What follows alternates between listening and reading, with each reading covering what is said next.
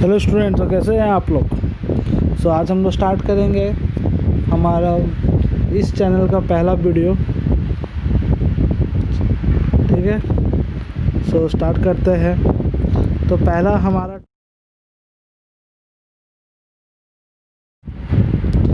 चलिए स्टार्ट करते हैं। हमारा जो पहला टॉपिक है, जैसा मैंने पहले ही कहा, Indian polity, the constitution and its features. ठीक है, स्टार्ट करते हैं भारत के संविधान के बारे में। ठीक है, हमारा पहला सवाल है, which one among the following statement regarding the government of India act 1935 is not correct. ये एनडीए के एग्ज़ाम में 2012 में भी आया था। आप समझ सकते हैं, इंपॉर्टेंट टाइप का क्वेश्चन है। ओके, इनमें से कौन सा स्टेटमेंट जो गवर्नमेंट ऑफ इंडिया एक्ट के अनुसार 1935 के अनुसार करेक्ट नहीं है। तो पहला ऑप्शन है, provincial autonomy came into the existence bicameral legislature were provided 6 provinces, the principle of communal electorate and the vestige where the further extended and the state were compelled to enter the federation। इसका answer है number C, the principle of communal electorates and weightage were the further extended. Okay, बाकी जितने भी statement है A B C इसको लेके सही है।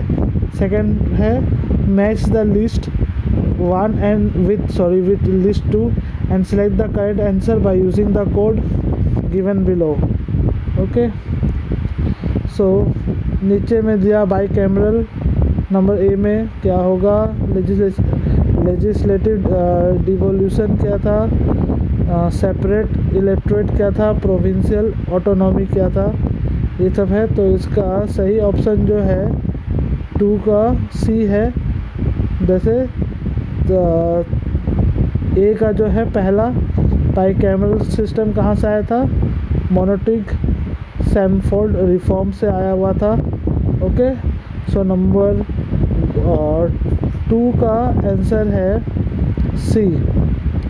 ओके, नंबर 3 का देखिए, which of the following is and are the principal features of the government of India act 1919। ये यूपीएससी का एग्ज़ाम में 2012 में आया था। ठीक है, इनमें से कौन सा जो फीचर्स है वो गवर्नमेंट एक्ट ऑफ इंडिया 1919 में सही है, मतलब अब वो बताना आपको।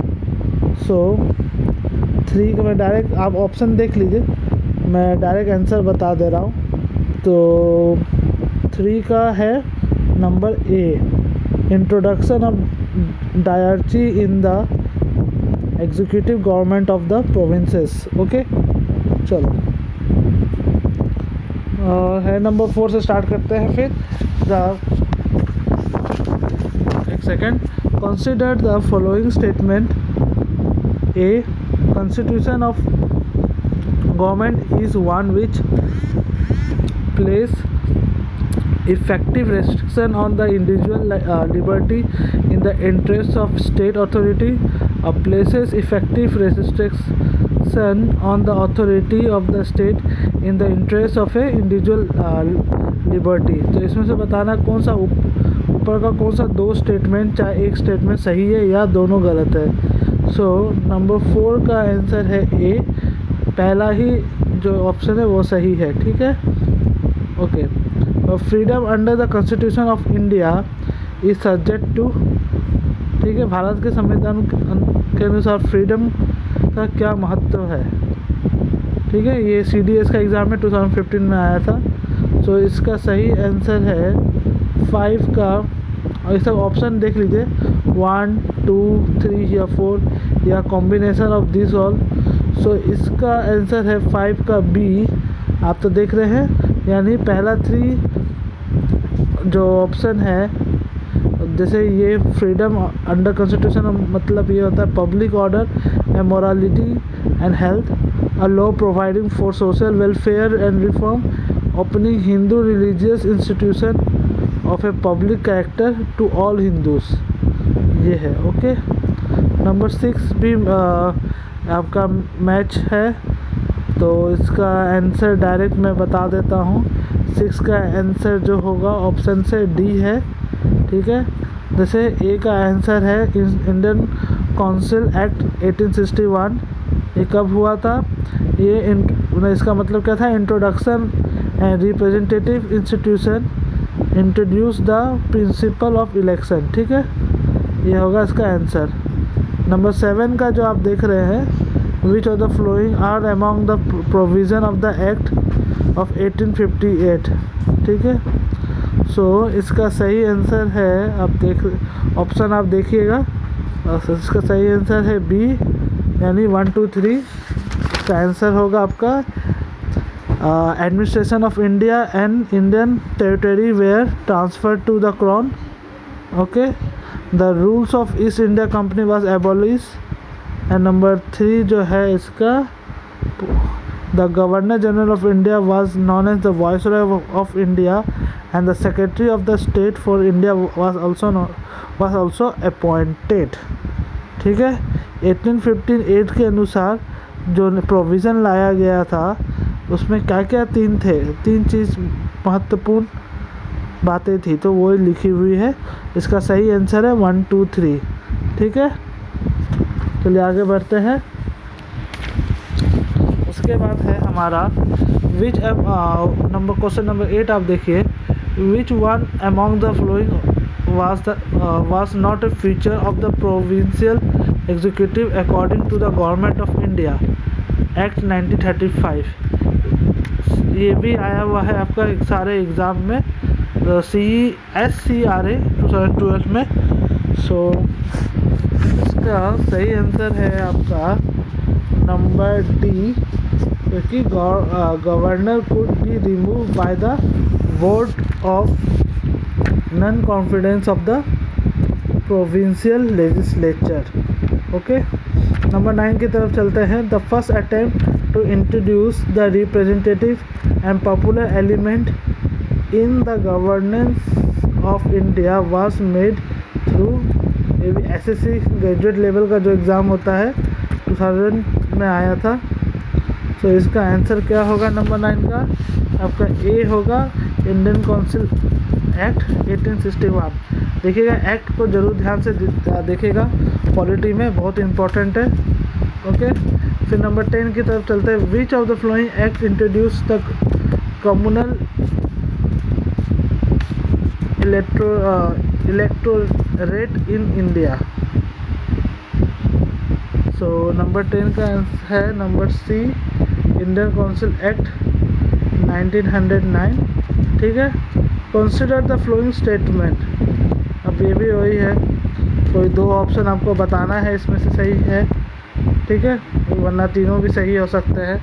सो द ऑब्जेक्टिव ऑफ मोंटेग्यू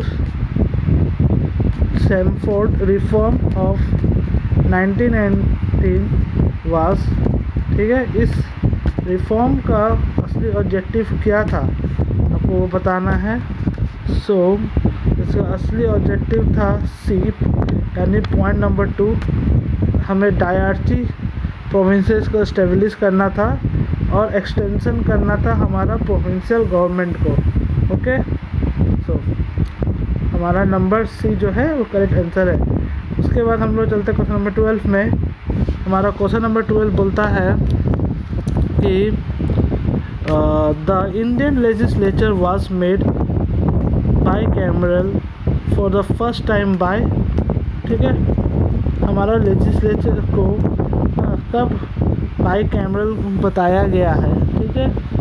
तो इसको बताया गया था point number C, option number C, the government of India act 1919, ठीक है। सो ये है नंबर 13 के तरफ चलते हैं। Question number, which of the following was or were the main feature of government of India act 1919? इनमें से कौन सा जो फीचर है जो 1919 एक्ट के अनुसार इंडियन गवर्नमेंट पे एग्जैक्टली सही है, अगर वो बताना है 13 नंबर में। सो इसका जो था इसका आंसर होगा 1 and 3, यानी ऑप्शन नंबर सी होगा। The act provide for the establishment for the first time in India of a public service commission, और इसका फिर है आपका the provision was made for the classification of the central and provincial subject. So option number 13 का सी। फिर आप आइए question number 14। The government of India act 1935 was based on, ये भी एनडीए के एग्ज़ाम में आया था। क्या होगा आंसर, इसका आंसर नंबर 14 का, जल्दी सोचिए। यस, आप सही बता रहे हैं। क्वेश्चन नंबर 14 का ए होगा, जो था गवर्नमेंट ऑफ इंडिया एक्ट 1935, वो था आपके principle of federation and parliamentary system के अनुसार। ठीक है, क्वेश्चन नंबर 15 देखते हैं। क्वेश्चन नंबर 15 ये बोलता है कि the first definite step to provide the parliamentary control over East India company was taken by, जल्दी बताइए 15 का। इसका आंसर होगा A, the regulate act 1773। Okay, तो ये जितने भी एग्ज़ाम में आप देखिएगा सारे क्वेश्चन जो है वो एग्ज़ाम किसी ना किसी एग्ज़ाम में आए हुए हैं, तो लगभग इसी के आसपास का ही सवाल चाहिए, यही सवाल घुमा फिरा के पूछा जा सकता है। ठीक है, आप एक्ट को ध्यान से देखिए। ओके, और पॉलिटी के लिए 2 बुक है मेरी नज़र में, एटलीस्ट 2 बुक भी नहीं 3 बुक है जिसको आप फॉलो कर सकते हैं। पहला तो इंडियन पॉलिटी है लक्ष्मीकांत सर का, सेकंड है लूसेंट, थर्ड है आप अरिहंत का ले सकते हैं। ओके, ठीक है, चलिए आगे बढ़ते हैं क्वेश्चन नंबर 16 की ओर। 15 का ए आंसर है, बता दिया हूँ। 16 का क्वेश्चन है कि through which one of the following were commercial activity of East India company finally put to end. ठीक है, जितना एक्टिविटी था ईस्ट इंडिया कंपनी का कब एंड किया गया, कौन सा एक्ट के अनुसार? ये नंबर सी था, द चार्टर एक्ट 1833 के अनुसार। Okay, which of the following vested secretary of state of India with the supreme control over the government of India. ठीक है, 17 का आंसर है B, government of India act 1858। Okay, dyarchy was first introduce under, किसके dyarchy किसके अनुसार मतलब ये लागू किया गया था? हाँ, नंबर बी, मॉन्टफोर्ट रिफॉर्म के अनुसार। ठीक है, नंबर 19 की ओर चलते हैं। Which of the following was the main features of the government of India act 1990। ठीक है, इनमें से कौन सा मेन फीचर था गवर्नमेंट ऑफ इंडिया एक्ट 1919 का? हाँ, ध्यान से बताइए आप। इसका था नंबर, इसका ऑप्शन के अनुसार नंबर डी है, यानी point number 2 and 3, devolution of legislature authority by the centre, expansion of expansion and reconstitution of the central and provincial legislature. Okay, number 20 की ओर चलते हैं। ये भी मैच द फ्लोइंग है। ठीक है, आप देखिए क्या क्या है। Indian council act 1909। ओके, तो इसका ये सबका आंसर होगा ऑप्शन नंबर, आपका मैं बता देता हूँ। ऑप्शन नंबर इसका है आपका बी। हाँ, यानी इंडियन काउंसिल एक्ट 1909 का हार्ले मिंटो रिफॉर्म में आया हुआ था। ओके, इस सब रिफॉर्म के ऊपर में आप देख लीजिएगा। ओके, जैसे इंडियन इंडिपेंडेंस एक्ट 1947, तो हम लोग को पता है किसके अनुसार है। हाँ, तो नंबर डी का आप देखिएगा 1 है आंसर। हमारे लास्ट माउंटबेटन प्लान जो था, ठीक है, हमारे लास्ट ये वॉइस रॉय थे इंडिया के। Which of the following act was describe by the Jawaharlal Nehru charter, Jawaharlal Nehru as a charter of slavery. कौन सा एक्ट जो है जवाहरलाल नेहरू के अनुसार बताया गया था? आपका 21, क्वेश्चन 21 का डी है, गवर्नमेंट ऑफ इंडिया एक्ट 1935। हाँ, पॉलिटी में एक्ट बहुत इम्पोर्टेंट है, ठीक है। The distribution of power of between the centre and state in India constitution is based on the scheme provided in, ठीक है, आप बता सकते हैं। नंबर सी है इसका answer, government of India act 1935।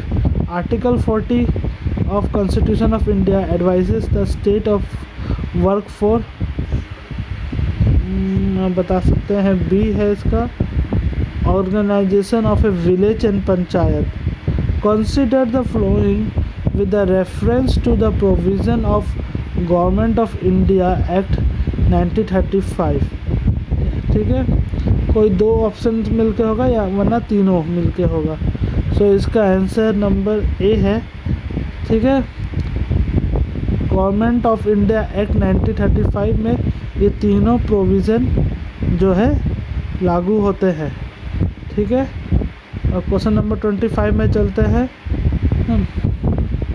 Question number 25 क्या बोलता है, consider the following statement with the reference to the provision of Morley Minto reform act in the colonial India, ठीक है। ये भी मैच करने वाला ही है। सो आप इसमें तीन ऑप्शन देख लीजिए, तीन ऑप्शन में से आपको बताना है क्या दोनों सही है या तीनों, ठीक है। सो 25 का आंसर है सी, यानी इसका तीनों आंसर जो है प्रोविज़न जो है वो तीनों सही है, ठीक है। किसके लिए था, मोर्ले मिंटो रिफॉर्म एक्ट, ठीक है। उसके बाद हम लोग देखते हैं कंसिडर द फ्लोइंग एक्ट, हाँ, तो इसको भी फिर बताना है कौन पहले आया था, क्रोनोलॉजिकल ऑर्डर में बताना है। रेगुलेटिंग एक्ट आया था पहले, या पिट्स इंडिया एक्ट आया था, या चार्टर एक्ट आया था, क्या इंडियन काउंसिल एक्ट आया था। सो नंबर ए जो है वो पहला सीक्वेंस है, ठीक है। क्रोनोलॉजिकल पहले नंबर 1 आया, फिर 2, फिर 3 और फिर इंडियन काउंसिल एक्ट आया, ठीक है। फिर हम लोग क्वेश्चन नंबर 27 में जाते हैं। The constitution of India has become the one of the longest one, reason the chapter of fundamental rights has been borrowed from the model of American constitution. Choose the correct answer using the following codes. Both A and R are correct and R is correct explanation of A, ठीक है। इसे बताना है कि A और R में कुछ contradiction है या दोनों सही है या दोनों आंसर ज़रूरी है। सो 27 का है बी है answer, both A and R correct but R is not a correct explanation of A, दोनों आंसर सही है, ठीक है, option okay. Which are the following act provided for the establishment of reserve bank of India, ठीक है। कौन सा act जो है एस्टेब्लिशमेंट हुआ कारण बना रिजर्व बैंक ऑफ इंडिया का एस्टेब्लिशमेंट के लिए। सो बता सकते हैं कौन सा एक्ट होगा, government of India act 1935, RBI act नहीं होगा, ठीक है। So consider the following statement क्या है, the regulating act 1773 was passed by British Parliament in order to 29 का बता सकते हैं, 29 का ए है आंसर, ठीक है, यानी इसका तीनों ऑप्शन सही है। फिर नंबर 30 का देखिए, with the reference to the cabinet mission which of the following statement is or are correct, ठीक है। सो इसका होगा आंसर ए, ओनली वन, जो पहला ऑप्शन है वही सही है, ओके। आज के लिए क्वेश्चन नंबर 30 तक ही के लिए गुड नाइट, अपना ख्याल रखिए और इस वायरस से बचाव के लिए अपने हाथ को कम से कम 20 सेकंड तक के लिए धोए, मुंह में मास्क लगा कर और छोटा सा सैनिटाइज़र का बोतल लेके निकले अपने घर से जब भी निकले, ओके, ठीक है। चलिए गुड नाइट, बाय बाय।